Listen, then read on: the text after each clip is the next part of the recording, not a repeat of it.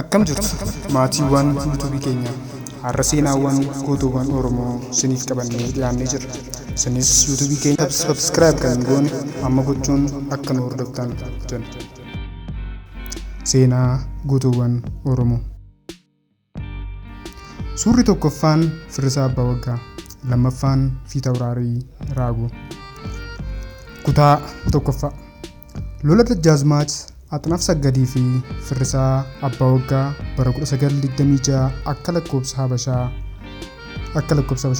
Haayila Sillaaseen Dajjaazmaach Axnaaf Saggad nama jedhamuun kan durfamu loltuu meeshaa ammayyaa hidhate 400 ta'an karaa lixa Shawaa kallattii 5 jedhamuun itti arginaan Firrisaan waraana isaa qabatee dhidheessaa gadi bu'ee bakka 3 jedhamutti karaa cufee haleellaa itti banuun miidhaa cimaa irraan ga'e. Hubni Axnaaf Saggad baay'ee miidhaman. Nama hedduutu jalaa du'e. Isaan booda warri kaan gara Shawaatti ol baqatan.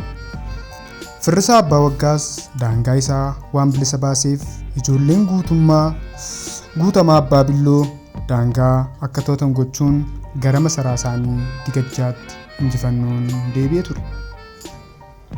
Hidhannoo fi humna dabalachuudhaan waggaa lamaaf erga of cimsee booda Axnaaf Saggad bara 1928 akka lakkoobsa warra Habashaatti yeroo lammaffaaf ji'a fulbaanaa keessa weerara lammaffaaf dhufe.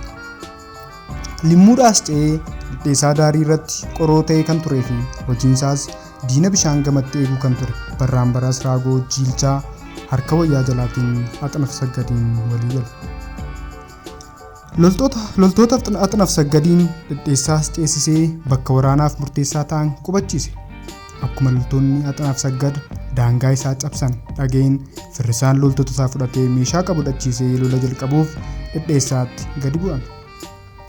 Yeroo muraasaaf fuulaan itti ba'ee loluu yoo yaaleyyuu humni Axnaaf Saggad keessoodhaa deeggarsa olaanaa baraan baraas Raagoo Jiilchaarraa waan argateef lola sana irratti olaantummaa argachuu danda'ee ture.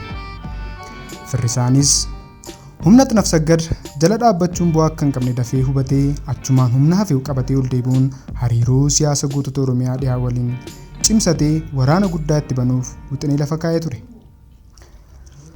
Axnaaf Saggad fa'aa anis dhimma kanarratti gadi ta'anii marachuudhaan lola akka hin baafneef baranii karaa dippiloomaasiitiin hojjechuu jalqaban.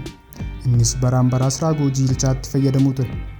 Silumayyuu Axnaaf Saggad Raagoo Jiilchaa Firrisaa Abbaa Waggaa limmuudhaas ce'ee dhidheessaa daarii irratti qoroo ta'e kan turee fi hojiinsaas diina bishaan gamatti eeguu kan ture baraan baraas Raagoo Jiilchaa harka wayyaa jalaatiin Axnaaf Saggadiin walii gale. Loltoota Axnaaf Saggadiin dhidheessaas ceesisee bakka waraanaaf murteessaa ta'an qubachiise. Akkuma loltoonni Axnaaf Saggad daangaa isaa cabsan dhageen Firrisaan loltoota isaa fudhatee meeshaa qabu dhachiisee lola jalqabuuf dhidheessaatti gadi bu'an. Yeroo muraasaaf fuulaan itti ba'ee loluu yoo yaaleyyuu humni Axnaaf Saggad keessoodhaa deeggarsa olaanaa baraan baraas Raagoo Jiilchaarraa waan argateef lola sana irratti olaantummaa argachuu danda'ee ture. Firrisaanis humna Axnaaf Saggad jala dhaabbachuun bu'aa akka hin qabne dafee hubatee achumaan humna hafe qabatee ol deebi'uun hariiroo siyaasa gootota Oromiyaa dhiyaa waliin cimsate waraana guddaa itti banuuf wixinee lafa kaa'ee ture. Axnaaf Saggad fa'aa anis dhimma kanarratti gadi ta'anii marachuun lola akka hin baafneef baranii karaa dippiloomaasiitiin hojjechuu jalqaban. Innis baraan baraas Raagoo Jiilchaatti fayyadamuu ture. Silumayyuu Axnaaf Saggad Raagoo Jiilchaa Firrisaa Abbaa Waggaa irratti kakaasaa waan tureef meeshaa waraana ammayyaa siifan kenna, maallaqa samma barbaadde siifan kenna. Mootii Haayila Sillaaseettis dhiyeessee akka muudamtu sin taasisa jechuun tooftaa Oromoota qoqqoodanii bulchuu sana hojiirra oolchatan. Kanarraa ka'uudhaan Raagoo Jiilchaan gidduu deddeebi'ee Firrisaatti akka jararaarsu jaarsummaa ergan.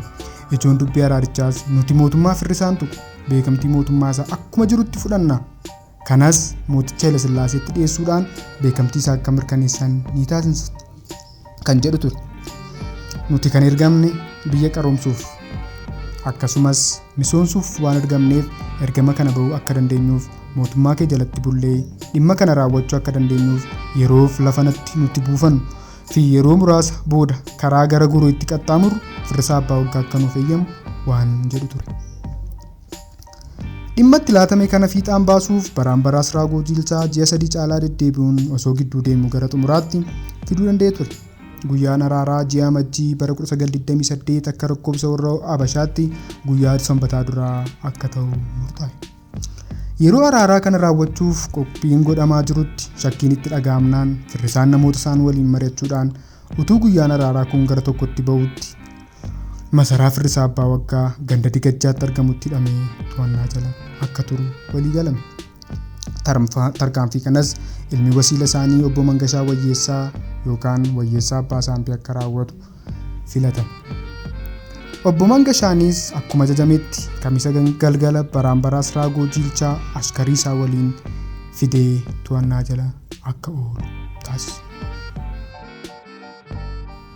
Kutaa itti aanutti nu eegaa. Yaada qabdaan koomentii nuuf godhaa.